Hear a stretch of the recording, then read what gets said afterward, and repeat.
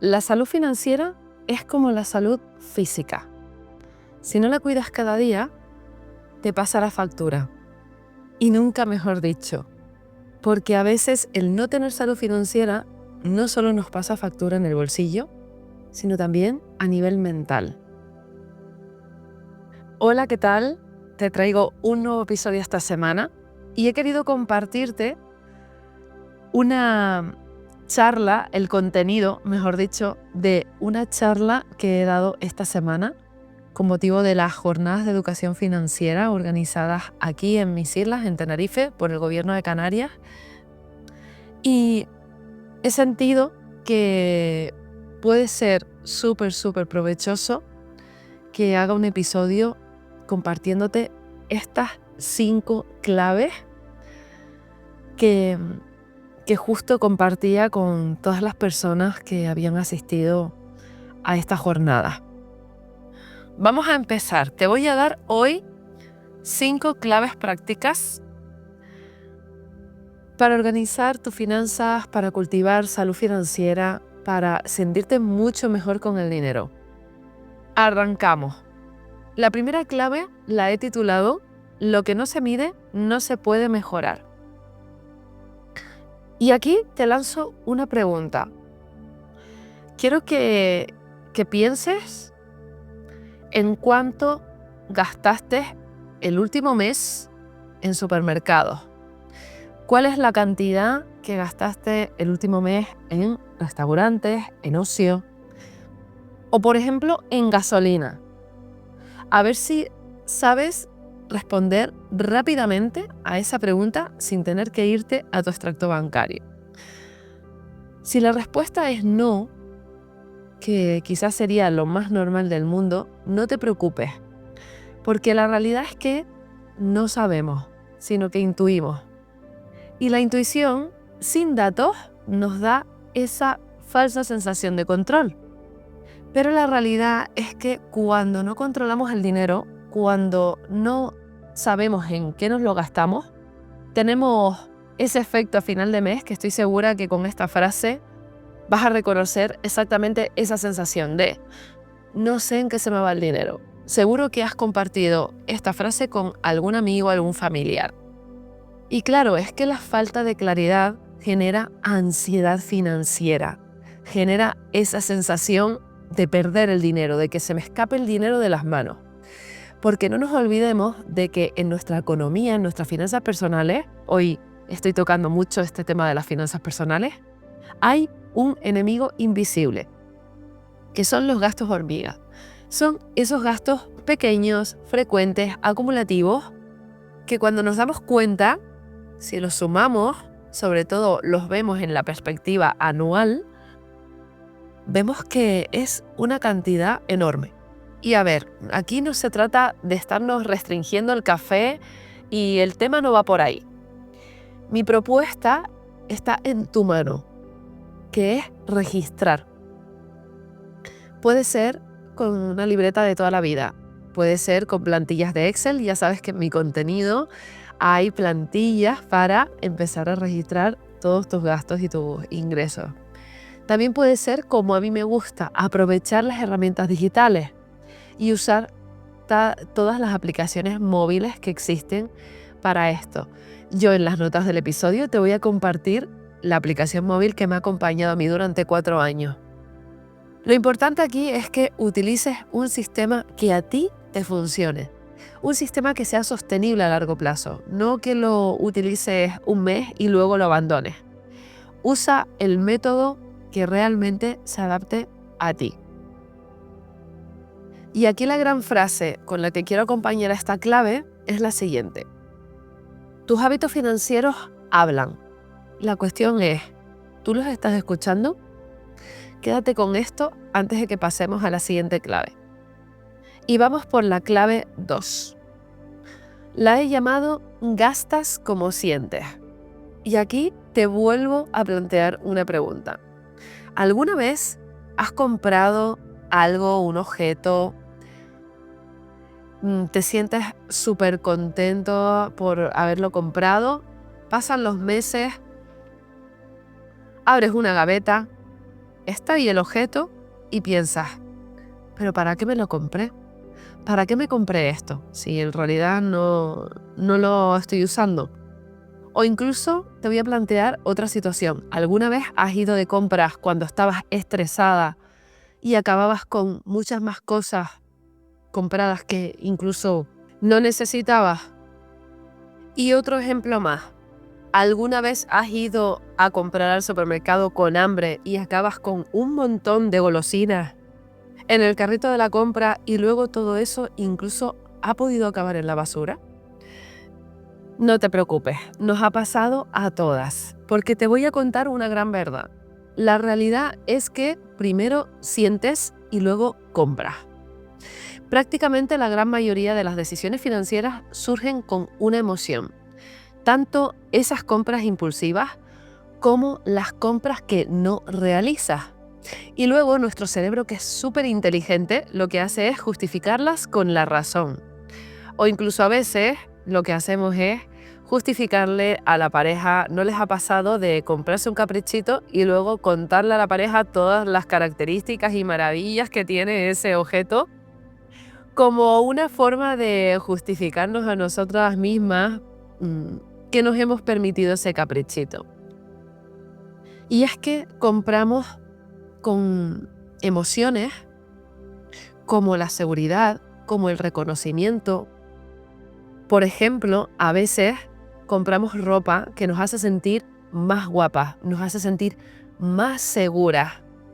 Incluso podemos comprar elementos que nos generen estatus o nos generen un cierto reconocimiento, ¿no? Cuando usamos alguna joya o algún reloj de muchísima calidad.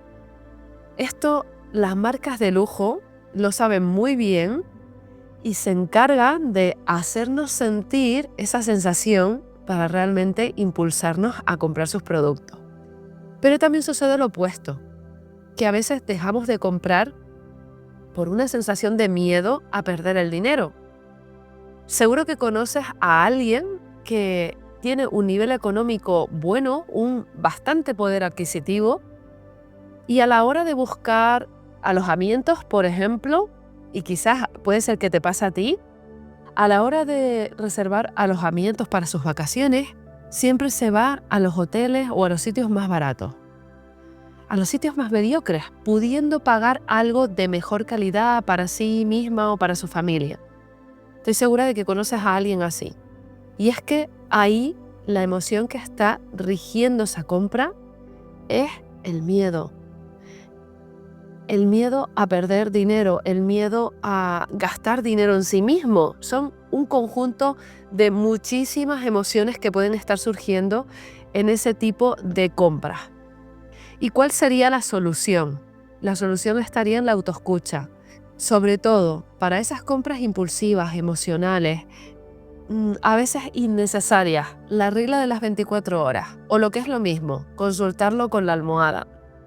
Aquí te propongo que dejes ese espacio de tiempo, que lo consultes con la almohada y que puedas dejar respirar la decisión. También te propongo la regla de los 3 porqués. Sería preguntarte antes de realizar la compra el por qué lo quiero, el por qué ahora o el por qué esto en concreto, y intentar encontrar esa razón emocional que está ordenándonos y que está influyendo en esa compra. Y luego, por supuesto, las alternativas.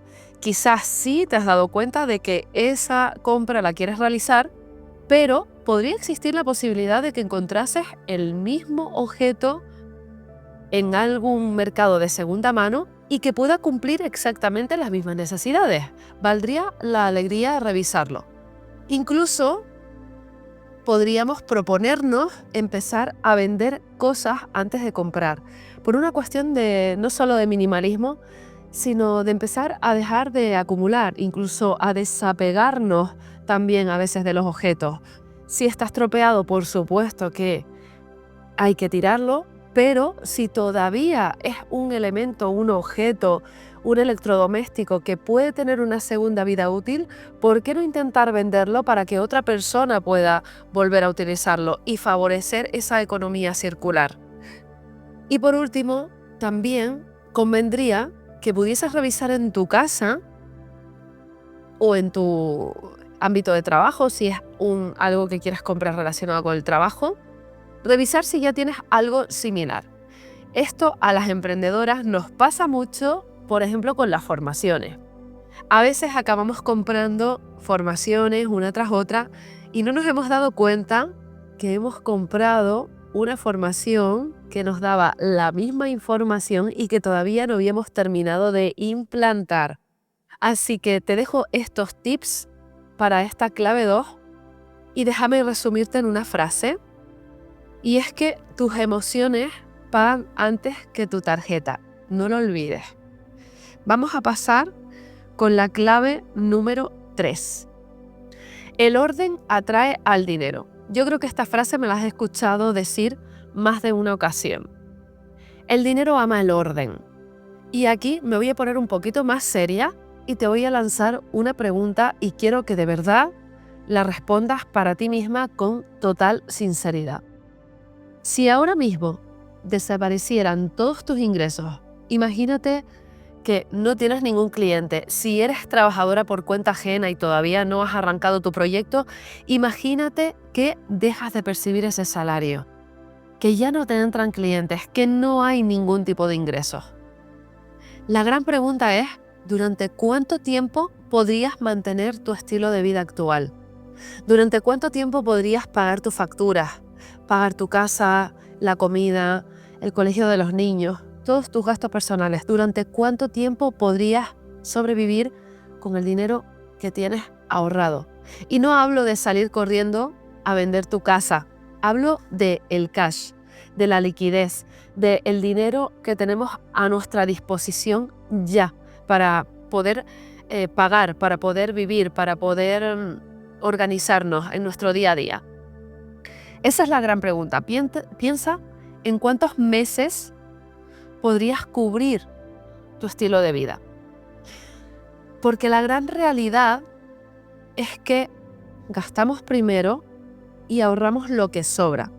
Y eso a veces sí es que sobra algo. Y déjame recordarte 2 conceptos clave que has escuchado muchísimo en mi contenido, pero que quiero volverlos a recordar por si acaso acabes de aterrizar en este podcast y puedas empezar a construir esa tranquilidad financiera. Hablamos del fondo de emergencia y del colchón de tranquilidad, pero déjame hacer un inciso. No me gusta llamarlo emergencia porque te voy a poner un ejemplo y lo vas a entender muchísimo más rápido. A ver si te ha pasado que empiezas a ahorrar un poquito de dinero, te sobra un poco más después de pagar tus cuentas, los impuestos, lo que sea. Te sientes con que empiezas a tener ese fondo más de dinero, esos ahorros, y de repente se te estropea el coche y tienes que utilizar ese dinero para el arreglo.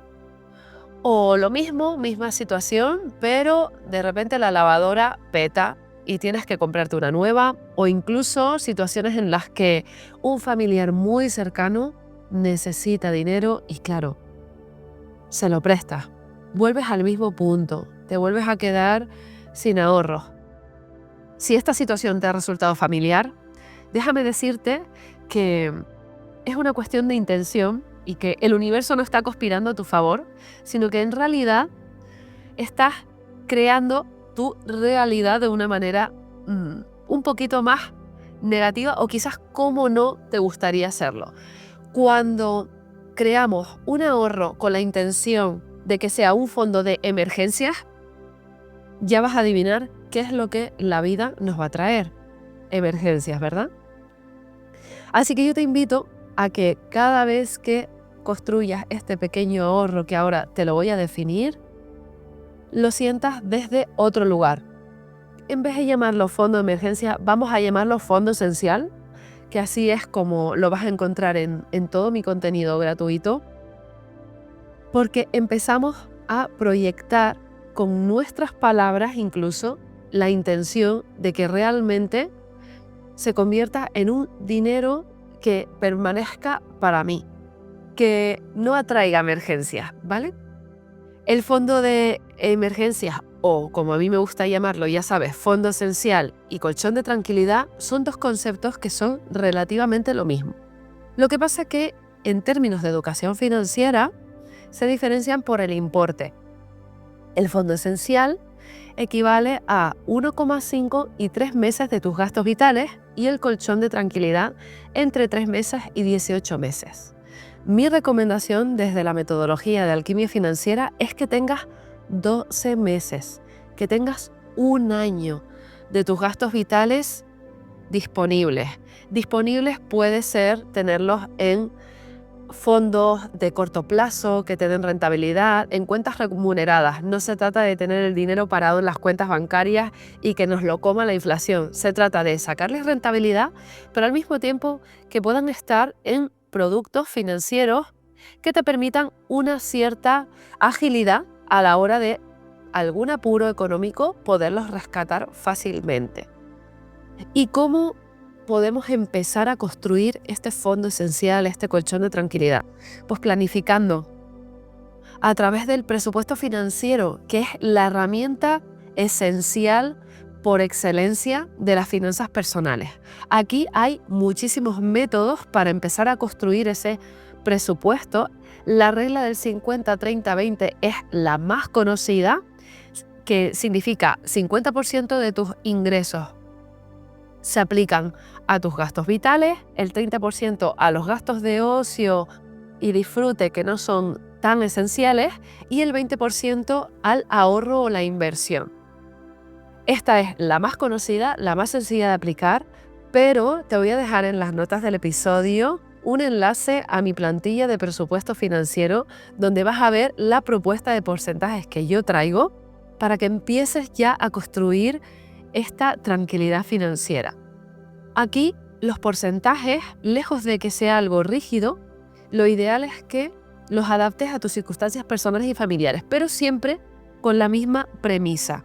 La premisa es que destines una parte de tus ingresos al ahorro, porque la gran frase que resumo en esta clave es que te debes pagar a ti primero.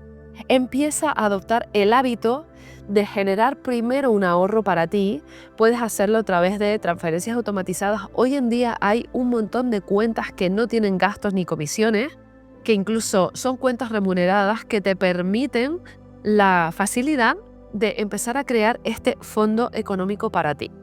Págate a ti primero y ahora pasamos a la clave número 4. Si eres una mujer que tiene hipoteca, un coche financiado, ha pagado sus formaciones a plazo y usa las tarjetas de crédito a veces para compras navideñas, por ejemplo, por la época en la que estamos, o para vacaciones, esta clave te interesa. La he titulado Cuida la salud de tu deuda. Porque aquí la realidad es que seguro que ya has escuchado que existe la deuda buena y la deuda mala. Por si acaso acabas de llegar a este podcast, te voy a describir estos dos conceptos. La deuda buena es esa deuda que financia elementos, activos, bienes que nos compramos que ponen dinero en nuestro bolsillo. Y la deuda mala es la deuda que financia bienes, elementos, activos que sacan dinero de nuestro bolsillo. Te voy a poner un ejemplo. Cuando financiamos nuestro coche, se le considera una deuda mala. Y no quiero que te quedes con la polarización de que sea horroroso ni que te echen las manos a la cabeza por haber tenido el coche financiado.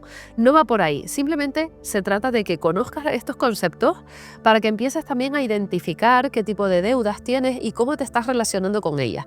Todo esto es dentro del marco de intentar cultivar unos hábitos financieros más saludables. La deuda mala es la del coche, por ejemplo, porque muchas veces utilizamos esa deuda para financiar un elemento que luego nos saca dinero de nuestro bolsillo, porque el coche nos cuesta un mantenimiento, nos genera unos gastos, unas reparaciones, y salvo que tú luego cojas ese coche y lo pongas en alquiler para que otras personas lo usen y le generes un rendimiento, que hay países del mundo donde esto se suele hacer, realmente se queda en una deuda de consumo, en una deuda mala. Por ejemplo, una formación para mí no sería una deuda mala, sería una deuda buena porque yo entiendo que todas las formaciones nos suman a nivel personal y a nivel profesional y vamos a entender que cada vez que invertimos en nosotras mismas es para sacarle una rentabilidad, es para aprender una habilidad nueva que luego podemos poner al servicio de nuestro negocio.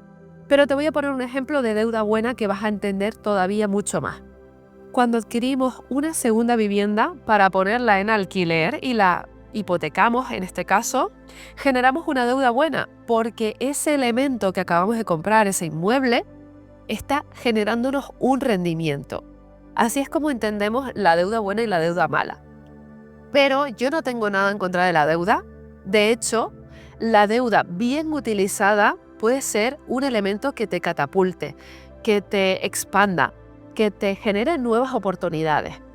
Pero no nos olvidemos de que la deuda también habla de cómo nos vamos a relacionar con el dinero en el futuro, porque en el fondo, cuando adquirimos una deuda, estamos adquiriendo un compromiso de nuestro yo futura de pago que tampoco sabemos si lo va a cumplir o no. Así que la solución que te propongo para cuando tienes deudas es revisar y cancelar.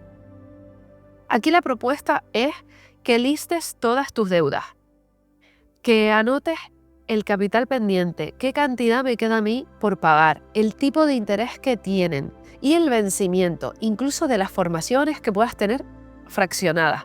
Anótalo todo y luego analiza si ese tipo de deuda es buena o es mala. No es para juzgar, no es tampoco para fustigarnos por lo que hemos hecho en el pasado, no va de eso, sino que va simplemente de tomar conciencia y sobre todo de poder establecer un plan de cancelación anticipada, porque antes de que vayas a entrar a meterte en inversiones en criptomonedas sin saber mucho del tema o comprar oro, yo te diría que empieces a establecer un plan de cancelación de esas pequeñas deudas de consumo, esas financiaciones, para luego tener unas finanzas más saneadas.